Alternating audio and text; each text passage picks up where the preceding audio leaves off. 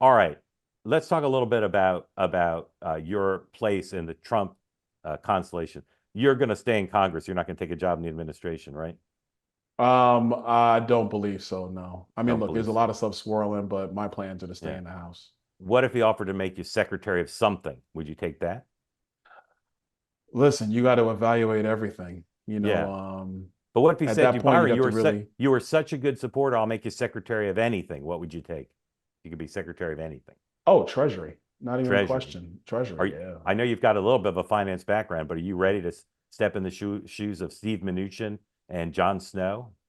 He was Yeah, Treasury well, I Secretary. think, Yeah. as a country, we got to figure some Yeah. serious things out. First Yeah. is, what are some of the strategies to help stabilize the national debt, begin to pay that down in a constructive way? How we're going to manage the duration risk on the federal balance sheet right now, because the current borrowings are actually very expensive compared to some of the older T-bills that are out there. You got to figure that out. There's a couple other things that are going to have to get done. I think it's going to be really important for the next Treasury Secretary to resolve. We've talked about the fact, and it is a fact, that neither presidential candidate talked much about debt and deficit on the campaign Mhm. trail.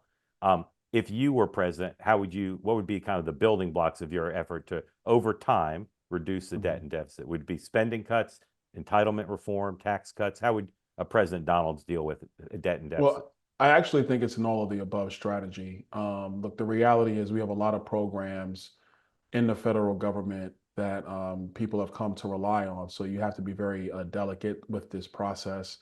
The first part's economic growth. There's not going to be any substantial way of paying down a debt without large Totally scale agree. economic growth. The second piece Let is me just stop you on discretionary growth. spending. Let me Yeah. stop you on growth. I always get criticized when people say the U.S. can't grow at more than 2 or 3%. Do you believe the U.S. could grow at more than 3% annual? Yeah, I do actually. It's a part of it, and the main part of it is energy production in the United States. If we are energy dominant, like the president likes to talk about, it gives you the ability to get over 3%. Second piece is the regulatory environment. We have to really shred the regulatory environment. I know people hear deregulation, they think it only favors big business, but the truth is, big business has no problem with the regulatory environment. It's actually small business which is stifled by the regulatory environment because they don't have the personnel or the legal team to navigate the labyrinth. So it kind of pigeonholes those companies. Digital assets is something that we have to resolve in the United States.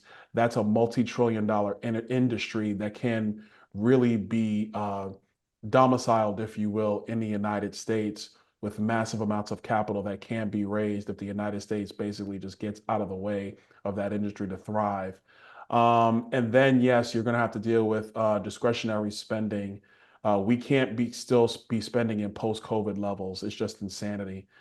We can't handle it. And then the fifth piece of that is you can do some modest reforms in Social Security and Medicare, which can be borne out over a decade or two.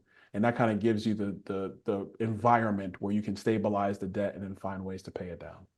How soon, if you were president for 8 years, would you be able to get to a balanced budget in those 8 years? It's possible, but one of the problems in the federal budget is we have a bunch of these side programs that exist. Let's take the Inflation Reduction Act. There's a bunch of Green New Deal tax credits in there. Yeah. CBO scored it at about $296 billion, but Goldman Sachs says no, they're worth about $1.4 trillion. Well, that's stuff that is not really accounted for with the way it was scored, but it's going to have real budgetary impacts over the next decade in the United States. So you have to shape those, reframe stuff like that. And we have a lot of those little pocket programs all through the federal budget and then in side pieces that are not in core agency spending. So you have to do that. You have to trim the federal agency budgets. Find a way that we can still be proficient. The third thing is I think that blockchain technology does have some cool implications for things like USAID, stuff like that, where we can actually trim the fat, actually get help to people we're trying to help without, frankly, the money being stolen by random people around the Yeah. globe. I'll leave it at I'm I'm going to start floating your name for Treasury Secretary. That seemed good. that. Who's the coolest Treasury Secretary in American history? Dang, that's hard. Yeah, they're not a cool group as a general Nah, matter. no, but All nothing right. really comes to mind in terms of All right. cool.